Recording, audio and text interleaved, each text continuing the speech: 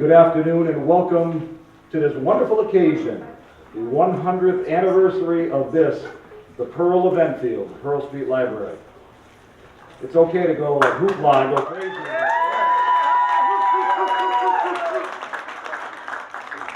The actual 100th anniversary is tomorrow, but most of us will be elsewhere tomorrow, which is why we are here today, and I'm so glad to see all of you here today. For those of you who don't know, my name is Tim Jensen. I am on the Pearl Street Library Centennial Anniversary Committee. Thank you, Town Council, for giving us such a long name like that. And you appointed us. And I'm very pleased to be here to MC today's festivities. As we progress through the day, we'll be here until 4 o'clock. If you have not done so already, there are refreshments in the outer, at the front?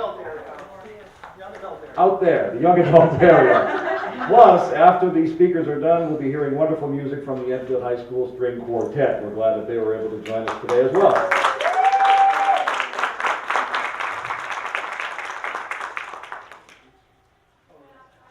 We will be starting today's ceremony with the Pledge of Allegiance. Where is the flag? Ah, it's right to my right. Pledging allegiance to the flag. I pledge allegiance to the flag of the United States of America and to the republic for which it stands, one nation, under God, indivisible, with liberty and justice for all. To begin today, I invite for the invocation Pastor Greg Stokes of the Cornerstone Church.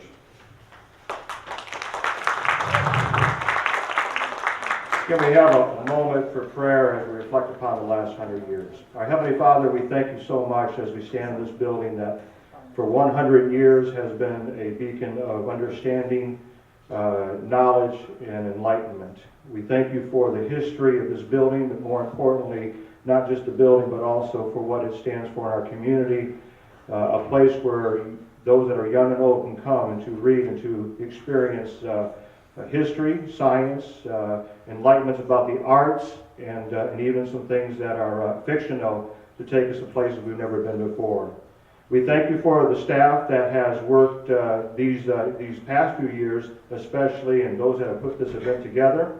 We acknowledge all those that have served in this library for 100 years in its history, all the way from the founding with one check for $20,000 100 years ago that made it possible. We thank you for what it stands for. We are blessed by it in our community. We thank you for each person that serves to bring this place alive each day so boys and girls and men and women can come, get a book, and learn, which is the greatest identification of freedom. We ask this in the Lord's name. Amen. Amen. Amen.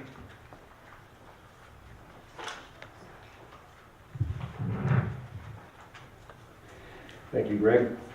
I mentioned that this committee was appointed by the town council. I know that there are a number of the council members here. If I miss somebody, I do apologize.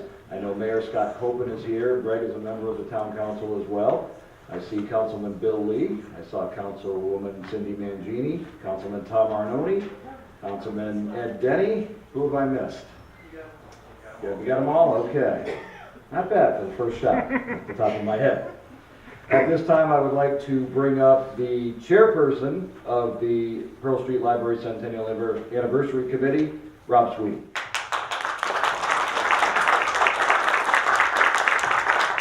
I just want to thank everybody who did participate in the 100th Anniversary Committee. A lot of people, when we said we're having this gathering, they told me, oh, the Pearl Street, that's my library. And I know a lot of you are here, and I hope you'll recognize that this is not the same library. It's been painted all over, it's great, the outside has been done, all the plantings have been removed. We have new chairs, we have new tables on the way, and a lot of people are to thank for that. I don't want to get into everybody, but I'm not very tall. the library board is contributed, the Friends of the Library, Home Depot, and a lot of other people, and a lot of citizens have made a contribution. I'd like to thank them. And before we kick off the next 100 years, I'd just like to thank the committee members. You met Tim, but also is Denise Barnes, Colleen Centinella, and last of all, Henry Dutcher. Thank you all for coming. Oh, and Youngberg. I heard Brooklyn were trying to say as well. So thank you very much. as we kick off the 100 years. Thank you again. Bye.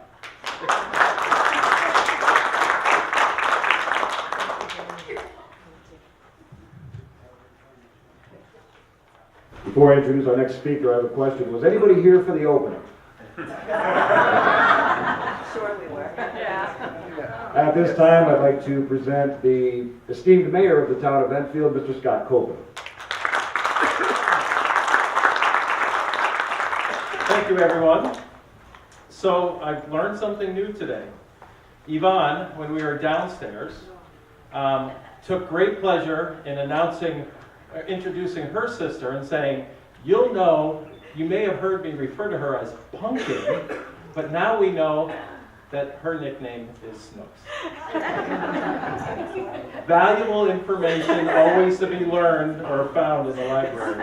On behalf of the town, on behalf of the town council, in trying to think, what was I going to say today? Of course, I said, oh, let me research Carnegie libraries. So I'm going to totally throw those aside because our state librarian is going to talk about Carnegie libraries. But what a great place to walk back in here after a couple years and to know the value of a public library in a village like Thompsonville. I grew up in Hazardville, and our library we called it the Circle Library or the Round Library. And I think it was Samuel Pickens Library. Keep looking over to Henry for direction. But that was our community library in Hazardville. And to have a resource like this here for folks to be able to walk to for 100 years, to have it be accessible is invaluable.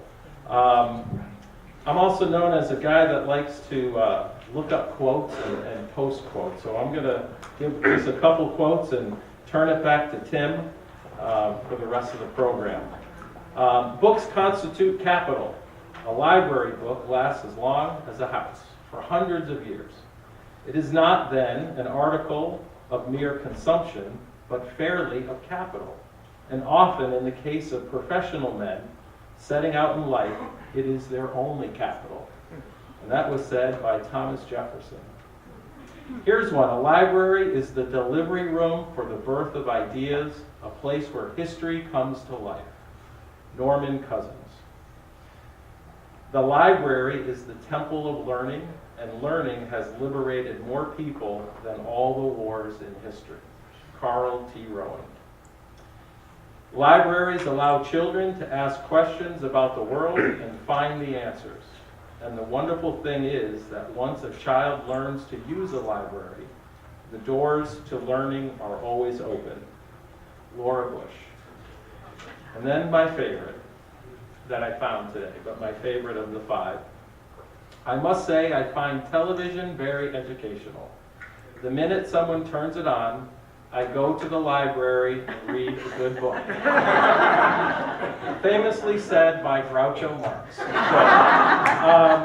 to all the folks involved, to the 100th Anniversary Committee, a tremendous amount of work. On behalf of the town, thank you all for the work that you've done and that you'll continue to do as we celebrate the 100 years of Pearl Street. To Henry and to all the staff at Enfield Public Library, fantastic job, great commitment, and as a council, we're so proud of all the work that you do. And to the residents of Enfield for supporting an institution such as this. It's because you come here day in and day out. You entrust your knowledge, your education, you entrust your children to the folks, to this institution here at Pearl Street. And that's why it's been successful for 100 years. So congratulations to you all. Thank you to you all. And hopefully the next 100 years will be just as productive in this very beautiful building. Thank you very much.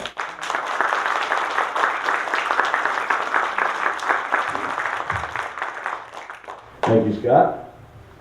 At this time, I'd like to introduce the state representative from the 58th District, Mr. David Alexander.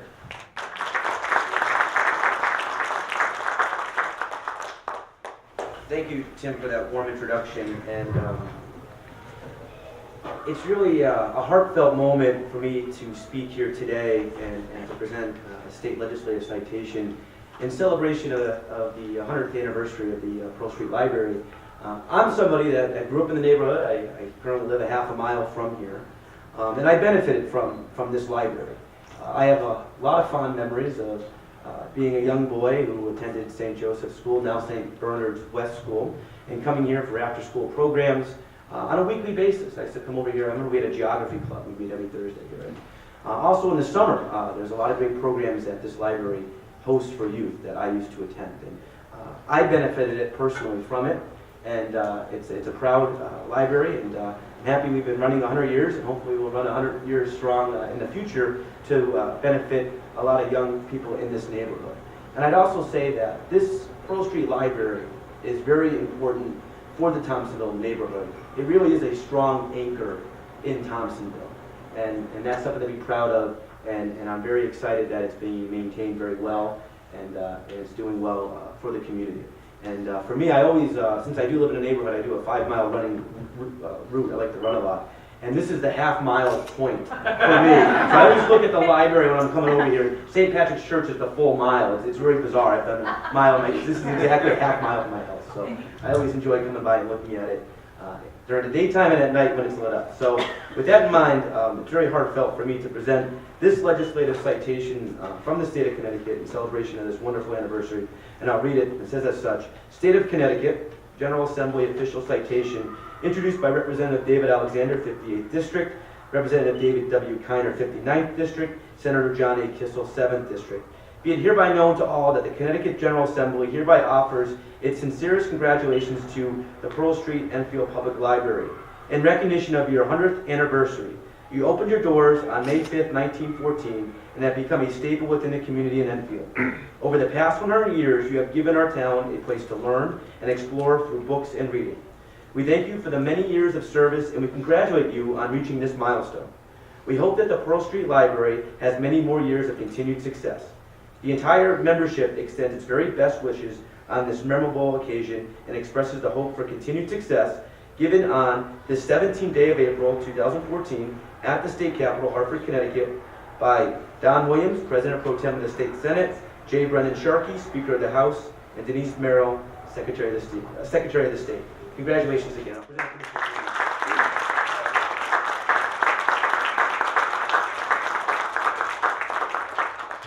Pass it over to Tim. Thank you very much. Thought you were going back for round two. We do have a few other notes from some of our elected officials, which I will read very briefly. I wanted to reach out and congratulate you on Pearl Street Library's century of serving the local community. What an amazing accomplishment. Keep up the great work. Every best wish, Senator Chris Murphy. From Senator Richard Blumenthal, a certificate of special recognition presented to the Pearl Street Library in honor of 100 years providing educational resources and learning opportunities to the community of Enfield. And from Congressman Joe Courtney, recognizing the Pearl Street Library, Enfield, Connecticut for 100 years of service to the Enfield community.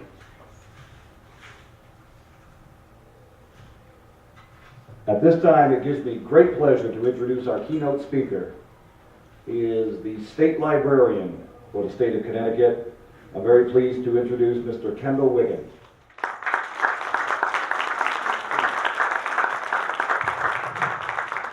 Thank you, Mayor, Representative Alexander, members of the community. It's really a pleasure for me to be here, and I want to thank Henry for inviting me today. I live in Windsor Locks, and I go by here a lot. And I've never stopped, I have to say, to come in, and what an amazing place. A huge turning point in the evolution of libraries was architected by Andrew Carnegie. Between 1883 and 1929, he provided funding for 2,509 libraries around the world, and of which 1,689 of them were built here in the United States. And contrary to popular belief, there is not one Carnegie style. I know Henry said, oh, I can recognize a Carnegie Library when I see one, and sometimes you can. But most of the buildings were unique. They were constructed in a number of styles, including Beaux-Arts, Italian Renaissance, Baroque, Classical Revival, which Enfield is exemplary of, and Spanish Colonial. And each style was chosen by the community, although as the years went by, James Bertram, who was Carnegie's secretary, became less tolerant of the designs which were not to his taste. The architecture was typically simple and formal, welcoming patrons to enter through a prominent doorway. You all came up the stairs. Nearly always accessed via a staircase. And the entry staircase symbolized a person's elevation by learning. And similarly, outside, virtually every library has a lamppost or a lantern meant as a symbol of enlightenment. You have two, so you're doubly enlightened. By the time Carnegie began his building program, New England already had a pretty well-established public library system, as did we here in Connecticut. And so in New England, there aren't all that many, and in Connecticut, there are only 11 Carnegie libraries. Few towns that requested a grant and agreed to his terms were refused. And when the last grant was made in 1919, there were 3,500 libraries in the United States, and nearly half of them had been built with construction grants paid for by Carnegie. Nearly all of the Carnegie libraries were built according to what has been called the Carnegie Formula, which required financial commitments from the town that received the donation. He required public support rather than making endowments. And to quote him, he said, "An endowed institution is liable to become the prey of a clique. The public ceases to take interest in it, or rather never acquires interest in it. And the rule has been violated, which requires the recipients to help themselves. Everything has been done for the community instead of its being only helped to help itself."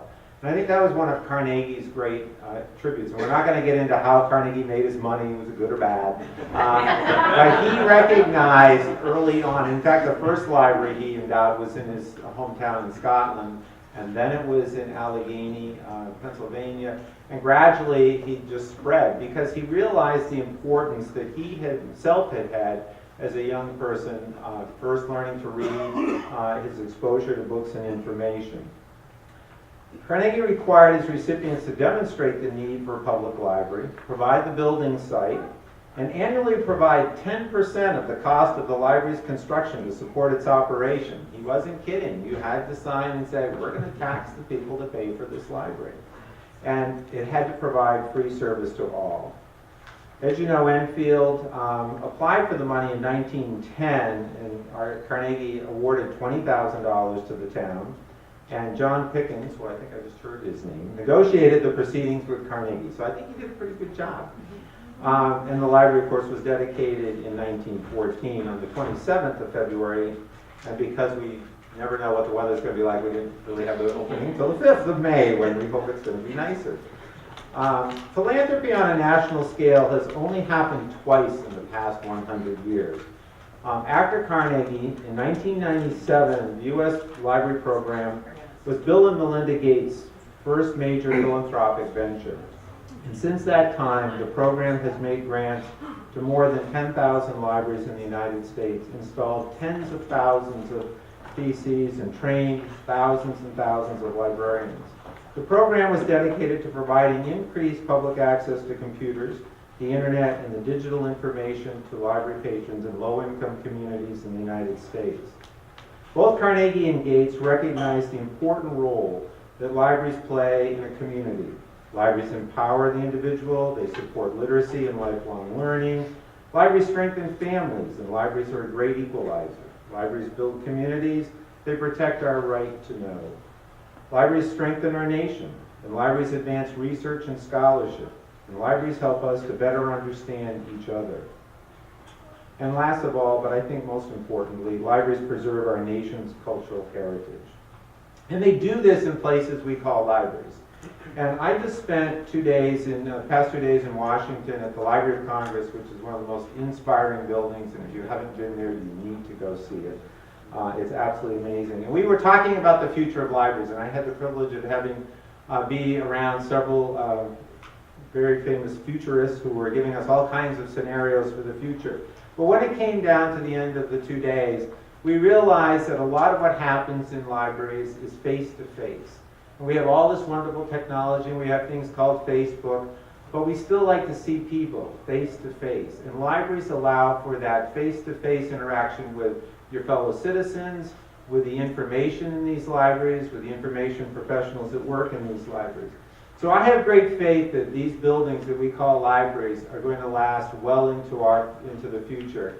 And I hope you will continue to use your library and support your library and all those who bring you great library service. Thank you again for having me here today.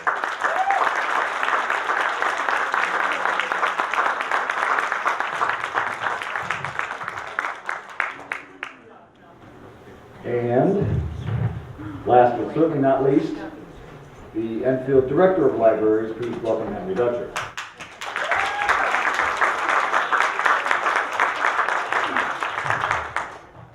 Wow. Grappled a lot today with what to say, and you've heard a lot of inspiring kinds of words from people. When I went to the staff about the fact that we're 100 years old, there's got to be something made of that. We had a great deal of ideas. You can see some of them on the bookmarks of the programs that we're going to have. And we understood that a library and the nature of a library is so inspiring to so many people that we would have a turnout as this today. That there was no doubt about that. And we love to see you here. One of the things that was just spoken about, and that was that face-to-face contact. Here at the Pearl Street Library, if you enter that door more than 2 or 3 times, you're greeted by first name when you walk in. It is one of the amazing things that happens here at the Pearl Street Library. It is so amazing that we actually have, in just working from the year 2000, we have over 400% increase in people walking into the door and over 120% increase in material surfing out of this branch.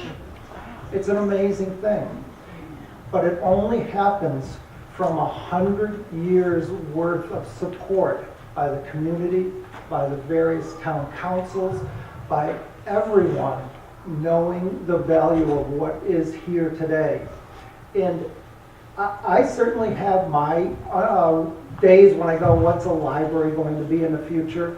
And I think that what you will find out is if you look around here today, you had people 100 years and one more day tomorrow who are very, very similar to all of you. They had hopes and dreams for their families. They understood that the institution they just invested $2,000 in, 10% of the $20,000 it costs to build it. They understood what that investment was, and you can see it throughout your community. You can see it here today.